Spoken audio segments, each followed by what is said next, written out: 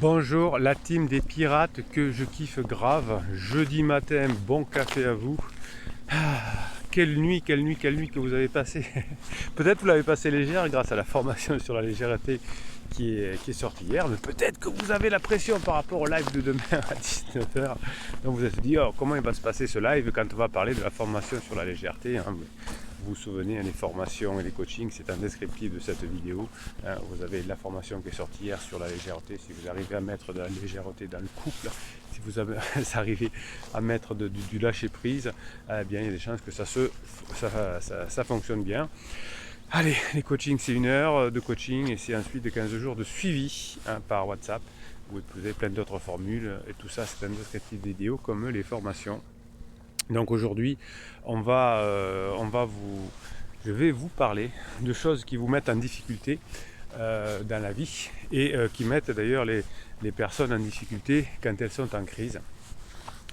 Quand on a un mindset sur 4 points, eh bien ça va nous mettre en difficulté. Donc le premier point qui nous met en difficulté, c'est en disant je sais déjà ce que les autres savent, je sais déjà ce que les autres ressentent, je sais déjà ce que les autres veulent. Donc finalement, lorsqu'un être humain généralise, il va faire souvent des erreurs. Donc je vous ai expliqué que pour ne pas généraliser, il faut être plutôt dans des points focus, et notamment sur des périodes de discussion, surtout avec une personne en crise, sur du moins 24 heures, plus 24 heures. Hein. C'est quelque chose qu'il faut bien intégrer. Et ça vous évite de généraliser, ça vous évite de faire des erreurs, ça vous évite de mettre les gens dans des cases. Ce que font les conjoints en crise, t'es comme ça, t'es pas autrement, tu ne changeras jamais, surtout s'il y a un mauvais psy qui dit votre conjoint est un pervers narcissique, une perverse, une manipulatrice, un manipulateur, je ne sais quoi. Donc vous savez que les mauvais psys, les mauvais coachs ont tendance à mettre des personnes dans des cases, même quand ils les ont pas vues. Ça m'a toujours intrigué. Alors j'en ai parlé avec des psys. Pourquoi vous évaluez des personnes que vous n'avez jamais vues? Et les réponses sont toujours évaseuses. Non, c'est pas ça, c'est des hypothèses que l'on donne. Non, ce que retiennent vos patients, vos clients, monsieur les psys, c'est que ce que vous dites, quand ça les arrange, ça devient parole d'évangile. Oui, mon psy m'a dit que tu étais un pervers narcissique. Bon, il n'a jamais vu. Hein. Donc attention à ce genre de choses. Donc si vous généralisez, si vous stéréotypez les gens, eh bien vous ne pourrez rien apprendre d'eux. Ça ne s'ouvre pas à la magie de la vie. Donc le fait de discuter sur du moins 24 plus 24 va vous aider effectivement à ne pas généraliser et à ne parler finalement que des situations présentes. Et ces situations présentes vont vous aider finalement à passer des bons moments. Et vous allez voir que finalement, si vous ne généralisez pas, si vous n'avez que des discussions sur des points particuliers, eh bien votre conjoint va changer notamment d'avis sur vous, votre client, votre patron. Vous savez que la grande force de cette team de pirates, c'est que non seulement vous augmentez les probabilités de récupérer votre joint aussi d'ailleurs, après la crise de votre conjoint, mais aussi vous pouvez utiliser les formations et les coachings dans votre vie de tous les jours, car tout ce que vous apprenez en coaching, en formation, et sur ces vidéos bien sûr, vous change votre vie professionnelle, et souvent les pirates ont des embellis professionnels au moment de la crise de leur conjoint, parce qu'ils apprennent plein de choses ici. Si on se contente d'un silence radio à rien faire, attendre que ça se passe, c'est un peu plus compliqué. Donc la première chose qui peut vous rendre mal dans la vie, c'est faire des hypothèses généralisantes sur des personnes, en disant les personnes sont comme ça. Alors bien sûr, du coup, on peut devenir raciste en disant les blancs, les verts, les jaunes, les rouges sont comme ça. Hein. Vous voyez, dans Koh-Lanta, des personnes sont tirées au sort et au bout d'un moment, on se bat pour son équipe de couleurs qu'on ne connaissait pas et qui n'avait aucune valeur au départ. Là, c'est juste parce que le tirage au sort nous a mené là-dedans qu'on devient amis ou pas. Donc oui, on est peu de choses dans la vie. Donc l'hypothèse généralisante va vous faire souffrir à terme. L'arrogance, hein, et c'est pour ça que effectivement les conjoints en crise ont besoin d'arrogance au départ pour se protéger, parce qu'ils se sentent mal. Donc l'arrogance, c'est je n'ai pas besoin de savoir ce que les autres savent, je n'ai pas besoin de savoir ce que les autres ressentent, je n'ai pas besoin de savoir ce que les autres veulent. Ça, je m'en fous. Hein. Moi, c'est moi qui ai raison. Je sais où je vais. Je suis sûr de moi. Je veux penser à moi, etc. Donc cette arrogance fait finalement que on va au fur et à mesure se couper des autres. Et comme on est des êtres sociaux, des êtres humains sociaux, et que l'on a besoin d'être en couple, en groupe, en clan pour fonctionner, et bien effectivement, quand on est trop arrogant, le clan, le couple, la famille, la société va nous rejeter parce qu'on n'a pas besoin de personnes arrogantes, on a plutôt besoin de personnes qui sont au cœur de l'établissement de relations. On a besoin dans un clan, dans une société de personnes qui se soucient des autres, on a besoin de personnes qui essayent de comprendre les autres. Donc vous allez être récompensé par le clan, par la vie, par la société, par ce que vous voulez, par la nature. Tiens, je ne vous ai pas mis encore la nature. Ah, quand même Bruno. Et oui, c'est jeudi, on en profite. On est léger, regardez comme on est léger aujourd'hui. Ouais, j'avais envie de vous montrer ça. 1, 2, 3, soleil. Non, il n'y a pas encore trop de soleil ce matin. Je suis, comme j'ai un coaching plus tôt ce matin, je vous ai fait l'enregistrement de la vidéo plus tôt. Donc l'arrogance va vous faire souffrir parce que ça va vous exclure du groupe.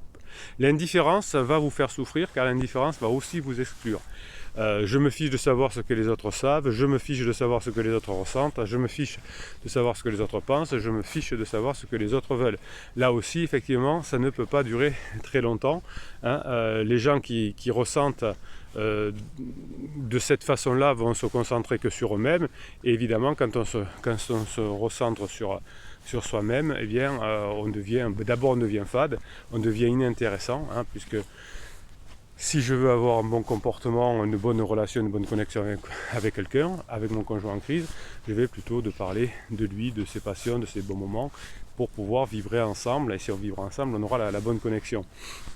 Il y avait le comédien que vous avez peut-être connu, qui est décédé aujourd'hui, Georges Carlin, qui disait que les scientifiques avaient annoncé qu'ils ont trouvé un remède à l'apathie, et cependant les scientifiques affirment que personne n'y a manifesté le moindre intérêt. Oui, effectivement, si on ne parle pas de soi, parle-moi de moi, il n'y a que ça qui m'intéresse. Il y a des chances qu'on soit exclu du camp. En fait, la dernière chose qui va vous fatiguer, qui va vous épuiser, qui va faire que vous allez ne plus avoir de soutien de votre clan, de votre famille, c'est le contrôle.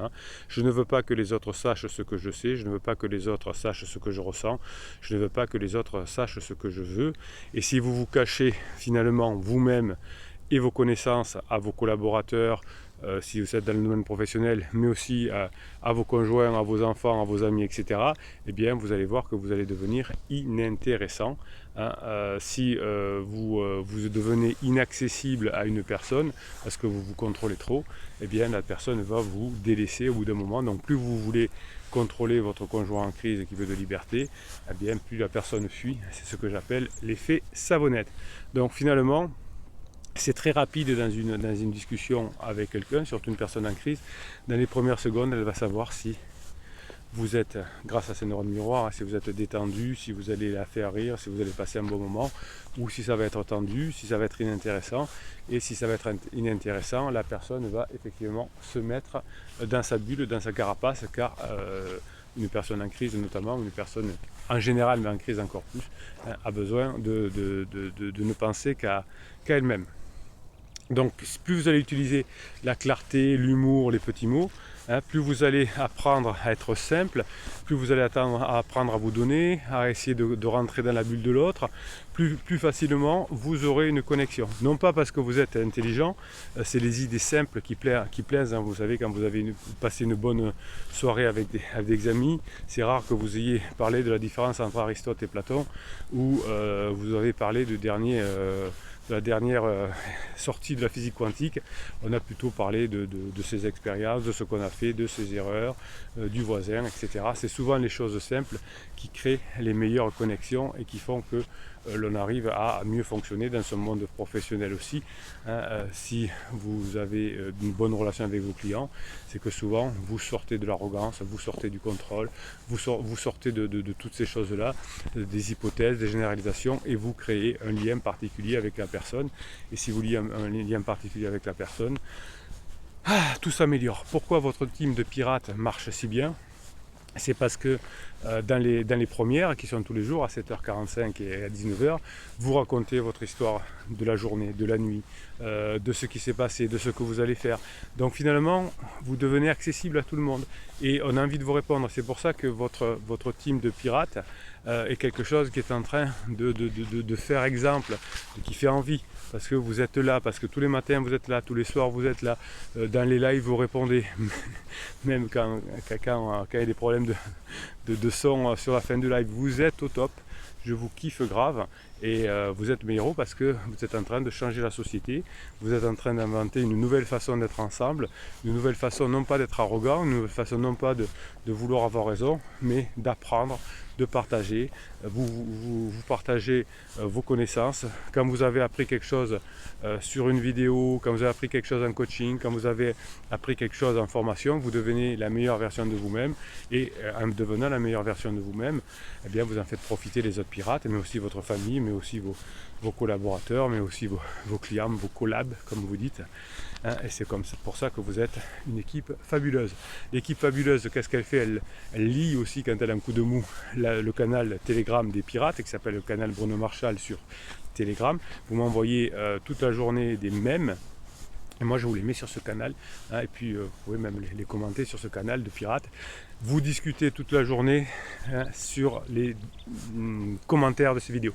Le lieu où la communauté, la team de pirates s'exprime, c'est sous ces vidéos, parce que vous êtes bien, parce que vous pouvez vous répondre, parce que vous n'avez rien à cacher, parce que vous êtes des gens solides, parce que vous avez confiance en vous. Donc vous écrivez les choses. Alors si vous ne voulez pas que votre nom soit là, ben, vous prenez un pseudo comme la plupart des pirates, mais vous n'avez pas peur de vous montrer, de vous contrôler, de vous protéger. Et c'est pour ça que vous kiffez la vie. Donc dans quelques minutes, je vous fais le moment que vous attendez tous, c'est-à-dire le mini coaching.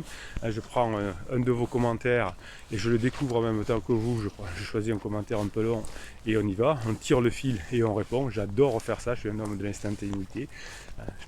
Je peux pas avoir que des qualités. Mais en attendant, je veux quand même vous donner quelques mèmes que vous m'avez envoyés parce qu'il y en a qui valent leur pesant de moutarde. Allez, on y va. Celle-là déjà, elle vaut l'écoute. Tout le monde peut abandonner, c'est la chose la plus facile à faire. Donc chaque fois que quelqu'un vous dit, un psy, un ami, abandonne, c'est bon, pense à toi, etc., ça veut dire que c'est pas un guerrier, c'est-à-dire que c'est pas une guerrière. Vous avez compris son mode de fonctionnement du psy. Donc tout le monde peut abandonner, c'est la chose la plus facile à faire, mais continue à avancer lorsque la plupart des gens sauraient comprendre pourquoi tu laisses tomber. Voilà le vrai courage. Voyez pourquoi vous les pirates, vous arrivez à récupérer votre conjoint, votre couple, etc. C'est parce que vous avez un autre mindset. Vous n'avez pas le mindset du silence radio, de la manipulation avec le fuis-moi je te suis, de la truc facile à l'être magique qui pourrait par magie faire revenir mon conjoint. Non, vous avez compris que vous abandonnez pas et surtout que vous profitez du moment de la crise de votre conjoint pour avancer dans votre vie, pour apprendre des choses, pour vous former, pour vous faire coacher, etc. Évidemment, comme vous abandonnez pas, eh bien, vous voyez sous les commentaires que vous augmentez les probabilités de revenir ensemble et que la plupart des pirates, après la crise existentielle de leur conjoint, après le point d'inflexion, enfin vous connaissez ça si vous faites les formations de coaching, eh bien vous avez la méthode pour récupérer votre conjoint. On est à une parole de la catastrophe, du désespoir, de l'humiliation de l'autre et de soi. On est aussi à une prononciation de l'illumination, de l'engouement, de la répercussion du bien. Choisissez bien vos mots, ils font de l'écho.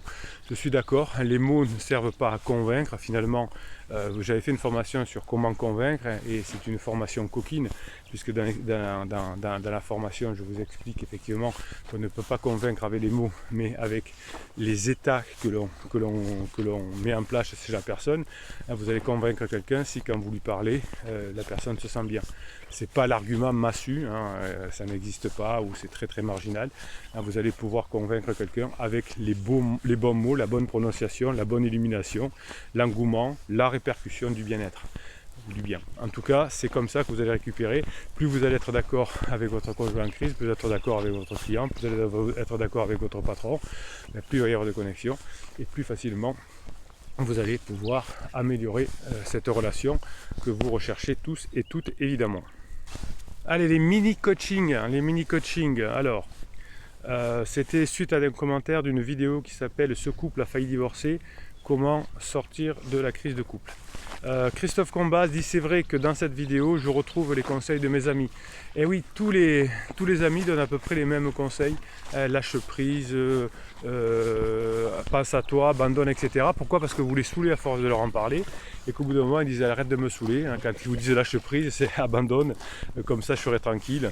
Et puis moi j'aurai plus de pression d'entendre ça. Donc c'est souvent ça. Typhon dit les amis parlent avec leur propre ressenti, de leur propre jugement. Souvent ils donnent de mauvais conseils dictés par l'ego. Vous voyez comme les pirates sont bons.